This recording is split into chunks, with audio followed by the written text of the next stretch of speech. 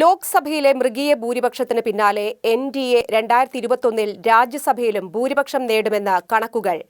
മഹാരാഷ്ട്രയിലും ഹരിയാനയിലും ജാർഖണ്ഡിലും ഈ വർഷാവസാനം നടക്കുന്ന തെരഞ്ഞെടുപ്പ് ഫലത്തെ ആശ്രയിച്ചാകും എൻ.ഡി.എ 124 സീറ്റുകൾ എന്ന മാന്ത്രിക നമ്പറിലേക്ക് കടന്നെത്തുക.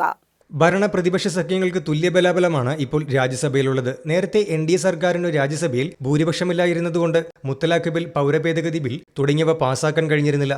നിലവിൽ ബി.ജെ.പി നേതൃത്വത്തിലുള്ള എൻ.ഡി.എക്ക് 102 അംഗങ്ങളാണ് ഉള്ളത്. പ്രതിപക്ഷത്തിന് 101 അംഗങ്ങളുണ്ട്. ഇതിൽ കോൺഗ്രസ് നേതൃത്വത്തിലുള്ള യു.പി.എക്ക് 66ഉം ബാക്കി സീറ്റുകൾ മറ്റു പാർട്ടികൾ, നാമനിർദ്ദേശം വഴി എത്തിയവർ, സ്വതന്ത്രർ എന്നിവർക്കാണ്. 2019 8 സീറ്റുകളിൽ ഒഴിവ് വരും. ഇതിൽ അസമിൽ ഇപ്പോൾ കോൺഗ്രസിനുള്ള 2 സീറ്റുണ്ട്.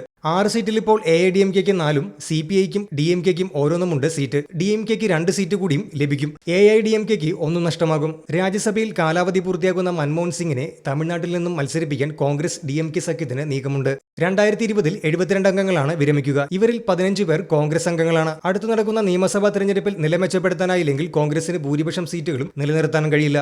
എസ്.പി, ബി.എസ്.പി പാർട്ടികൾക്കും സീറ്റുകൾ നഷ്ടമാകും. ഇത് ഫലത്തിൽ ബി.ജെ.പിക്ക് സഹായകരമാകും. ഷെക്യാന ന്യൂസ് ബ്യൂറോ, ദില്ലി.